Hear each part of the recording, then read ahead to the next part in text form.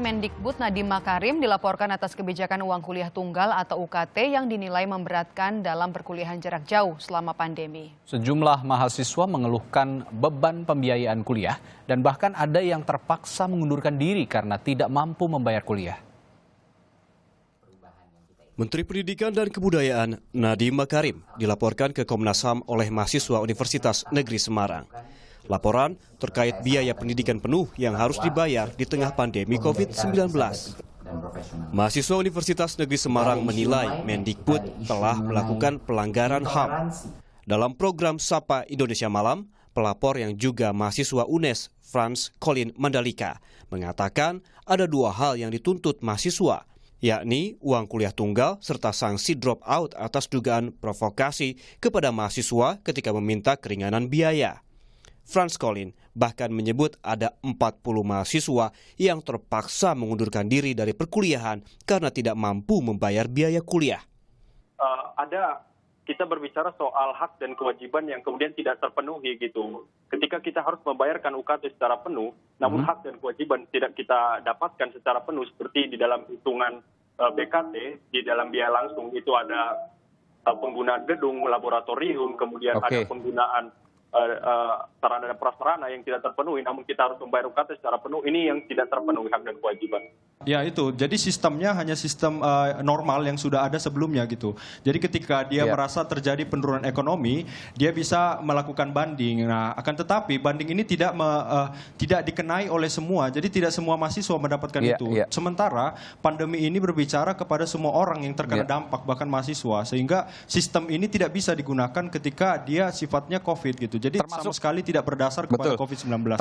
BEM juga sempat melakukan riset, itu sekitar 2.000 responden itu ada sekitar 40 mahasiswa yang kemudian mengundurkan diri karena tidak mampu membayar uang kuliah. Kemudian ada beberapa juga yang kemudian harus cuti juga karena memang tidak mampu membayar kuliah karena terdampak COVID itu sendiri.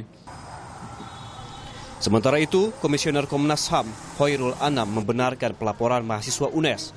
Menurut Komnas HAM, harus ada perlakuan khusus terhadap biaya pendidikan di masa pandemi ini. Kalau penyelenggaraan pendidikan dalam situasi darurat kesehatan seperti ini, pembiayaannya tidak dipikirkan dengan matang-matang, tidak memberikan jaminan kepada setiap orang untuk bisa mengakses pendidikan tanpa harus kesusahan memberikan pembiayaan, menurut saya, menurut Komnas HAM ini adalah sebuah tindakan yang harus diluruskan kembali. Persoalan UNES saya kira satu dari banyak persoalan yang lain dalam konteks pembiayaan dalam masa COVID ini. Pengaduan Nadiem Makarim oleh mahasiswa Universitas Negeri Semarang ke Komnas HAM pun disayangkan oleh Kementerian Pendidikan dan Kebudayaan. Kemendikbud menilai sudah banyak program diberikan untuk membantu mahasiswa yang terdampak pandemi corona. Mulai dari peraturan menteri soal keringanan biaya kuliah di perguruan tinggi negeri hingga sejumlah beasiswa. Sangat salah sasaran karena sudah jelas sudah ada permen peraturan yang mengikat, yang mengharuskan teman-teman rektor PTN terutama untuk memberikan opsi-opsi tadi, memudahkan. Jadi kita pokoknya ini kan ada di dalam Undang-Undang Pendidikan Tinggi bahwa mahasiswa itu membayar sesuai dengan kemampuan orang tuanya. Jadi tidak boleh kemudian rektor itu atau perguruan tinggi itu meminta mahasiswa membayar lebih dari kemampuannya. Nah tentu untuk itu pasti ada administrasi, verifikasi dan sebagainya yang dari satu perguruan tinggi dengan yang lain memang berbeda-beda. Nah syarat administrasi ini yang kadang-kadang dianggap tidak membolehkan mahasiswa untuk mendapatkan bantuan. Ini yang menurut saya perlu duduk sama-sama lah.